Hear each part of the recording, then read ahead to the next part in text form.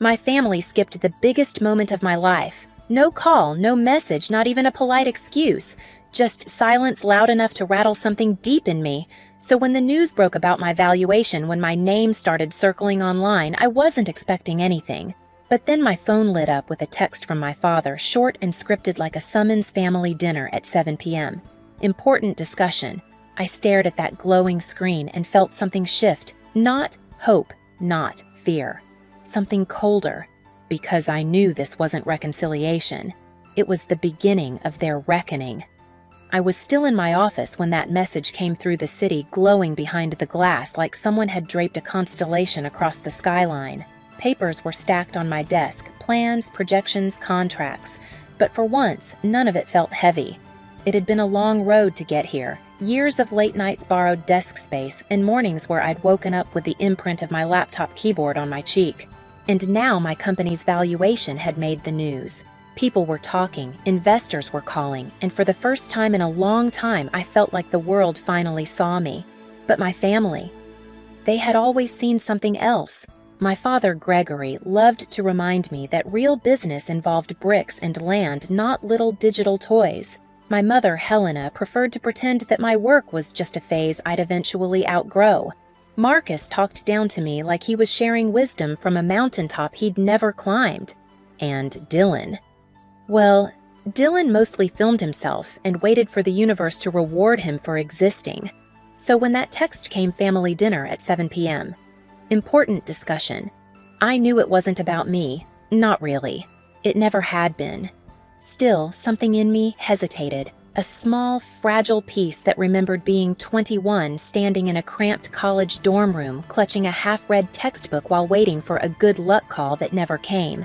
A piece that remembered the night I slept in my car because rent was due and my parents said struggle would build character. A piece that even now, after all the headlines and handshakes, still wondered if showing up just one more time might finally change the story. But hope can be a dangerous habit.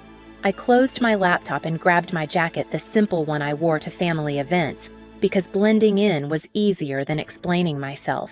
The luxury SUV stayed parked in the garage untouched. Instead, I took the old sedan with the worn steering wheel and the stubborn AC, the one my family recognized. Appearing humble kept them predictable. Predictable people make mistakes. On the drive to the country club, memories kept resurfacing, each one a quiet reminder of where I stood in this family hierarchy. The missed graduations, the half-hearted holidays, the way their attention always drifted toward whoever shined brightest for them in that moment, and the way I'd learned over time to shrink myself so their disappointment wouldn't feel so large. But tonight felt different. Tonight, I wasn't walking in hoping to be seen. I was walking in knowing exactly what they were. The country club sat on a small hill at the edge of the city, lit up like it was trying too hard to prove something. I pulled in behind a row of pristine cars, sleek models in colors that looked expensive, even in the dark. My sedan groaned as I shut the door, and for a moment I let my hand rest on the roof, grounding myself. This place had always felt like neutral territory, but not tonight. Tonight, it felt like a stage built for a performance I already knew the script to. Inside, the marble floor echoed every step. The air smelled like citrus polish and old money, a scent I recognized from childhood events where I'd hovered at the edge of conversations I wasn't invited into. A young valet nodded at me, then glanced over my shoulder as if expecting someone more important to appear. I kept walking. As I approached the private dining room, I heard their voices before I saw their faces, laughter that rose too quickly, too rehearsed, the kind that fills silence rather than joy. When I opened the door, they all glanced up at once, caught mid-performance. My father stood first, smile, two wide arms open like I'd just returned from war. Rose, finally. My mother followed, kissing my cheek and immediately pulling back with a furrowed brow. You look tired. Are you eating enough? Marcus smirked from his seat, swirling a glass of wine, and Dylan barely lifted his eyes from his phone. I sat down, one chair separated from the rest, as if they'd planned it. Maybe they had. The conversation began with the usual family small talk, thin surface level so polished it felt like being stabbed with a butter knife. They asked about my little company, my busy schedule, all with tones that suggested they were humoring me. I nodded, answered politely, let them play out whatever version of themselves they thought would soften me. Then Marcus leaned back, eyes narrowing. "So your name made the news today," he said. His voice carried a hint of admiration, but mostly calculation. My father chimed in. "Yes, quite the attention grabber. Must be exciting." He said exciting the same way someone else might say inconvenient. And that's when it happened, the subtle shift in the air, the moment the performance slipped. My mother exchanged a glance with Gregory, and Victor cleared his throat the way he did before launching into a pitch. I felt it instantly, that tightening under the ribs, the instinct honed over years of walking into traps I didn't know were traps until they snapped shut. My father leaned forward, fingers pressed together. "We actually wanted to discuss something important with you tonight, Rose." There it was. The real reason I'd been summoned. The beginning of the unraveling. My father didn't waste time. The moment those words left his mouth, something important, the room shifted. The warmth drained out of the lights, the chatter went silent, and every face turned toward me with the same quiet hunger. I'd seen that look before, not on my family, but on investors who came to take, not build. Victor cleared his throat like he was beginning a seminar. As you know, he started smoothing the front of his jacket. The motel group has been weathering some challenges. His voice wrapped the word challenges in silk, as if saying it prettier might make it less catastrophic. Gregory jumped in before I could respond. "We're on the brink of something big," he said. "A full transformation of the flagship property. Spa, upgraded suites, a proper event space, the works." I blinked slowly. The flagship property was practically held together with duct tape and nostalgia. Marcus leaned forward, elbows on the table, confidence oozing. This could be legacy-defining, Rose. The kind of long-term asset your digital thing just can't match. Digital thing? Cute. My mother reached over, placing a hand on my arm with soft, trembling fingers. "Honey, this is an opportunity to be part of the family's future, to give back. We carried you for so long. It feels right." Right. Of course she'd say that. All their eyes were on me now, waiting for the version of Rose they'd always known, the quiet one, the accommodating one, the daughter desperate to be included. Gregory leaned in, voice dropping to its business tone. "We need a bridge loan, just $1.5 million. You've got access to credit, new connections, the status." He said status like it was a faucet I could turn on for them whenever they wanted. "We'll pay you back with interest," Victor added quickly once construction financing hits. "This is a chance to buy into the family's empire." Empire? I almost laughed. But I didn't. I stayed still, observing the sheen of sweat forming on my father's forehead, Victor's restless hand on his glass, Marcus's too bright smile. Dylan finally looking up from his phone, attempting a supportive nod he hadn't earned. There was a time I would have folded under all this. A time when my family's approval felt like oxygen, a time when I mistook their neediness for love.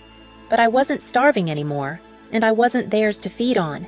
I placed my napkin on the table, smoothing the fabric with deliberate care.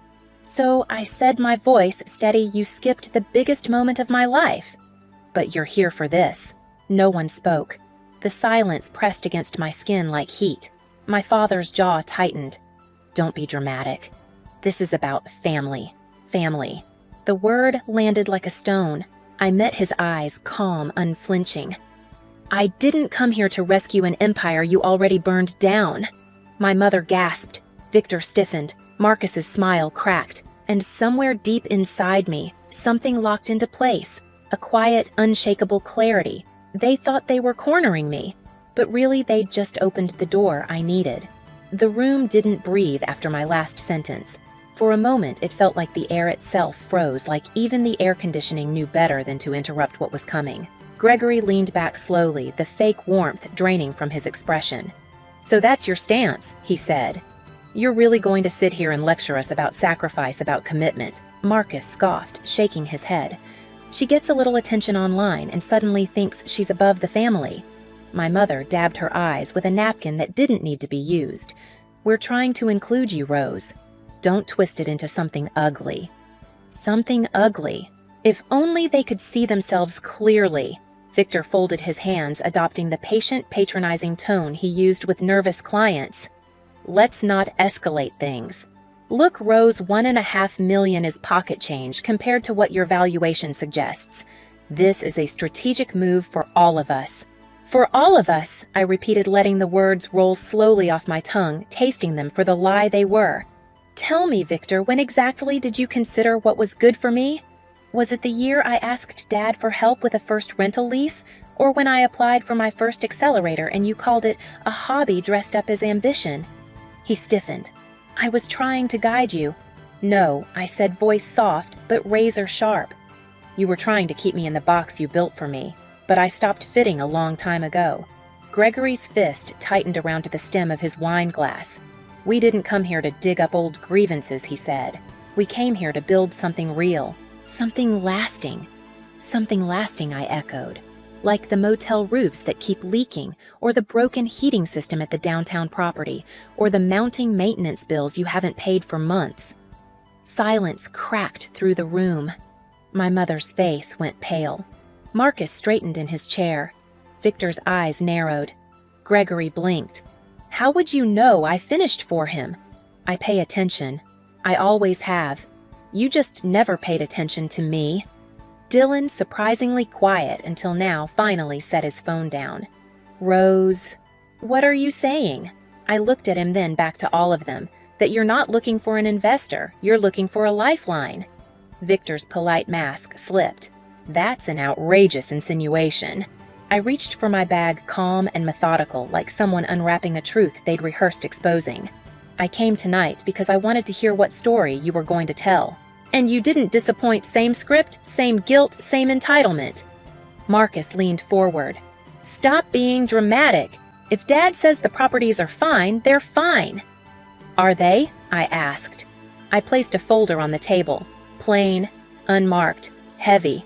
I showed up with the one thing you never expected, I said quietly. The truth. Gregory's eyes narrowed. What is that? But before I could answer, the door opened. Ava stepped inside. She always carried herself with quiet, precision-pressed blazer, steady posture eyes that missed nothing.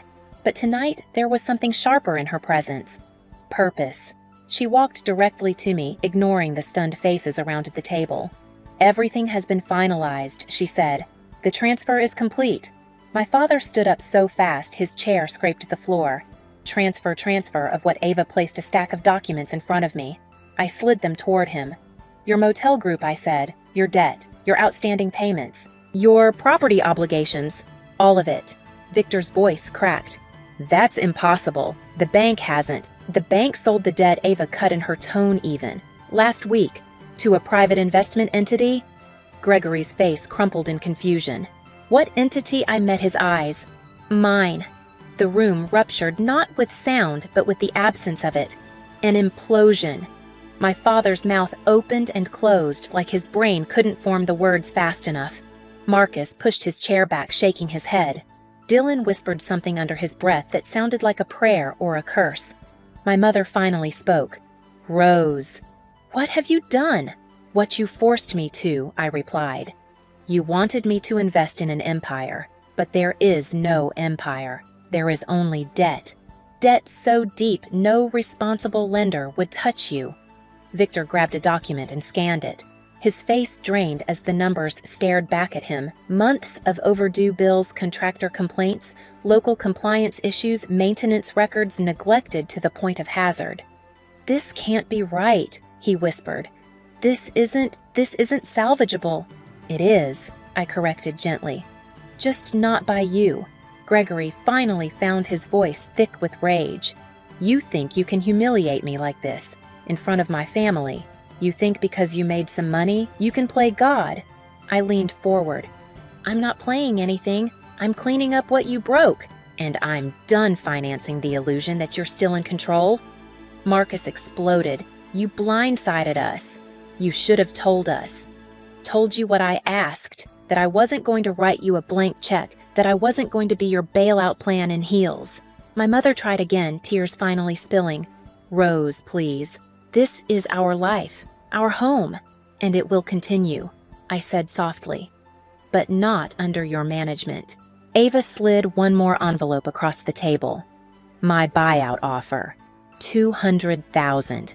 Clean, rounded, enough for them to start over. More than the equity was worth. More than they deserved. Gregory stared at it like it was a trap. I'm not taking your pity money. It's not pity, I said. It's severance. He slammed his hand on the table. You are no daughter of mine. For the first time in my life, those words didn't land like a wound. They landed like release. I stood, smoothing my jacket. You're right, I said. I'm not the daughter you wanted. I'm the daughter you made. Marcus demanded explanations. Victor muttered about legal challenges. Dylan swore softly under his breath. But my father just stared at the documents, his world shrinking as he realized this wasn't a negotiation.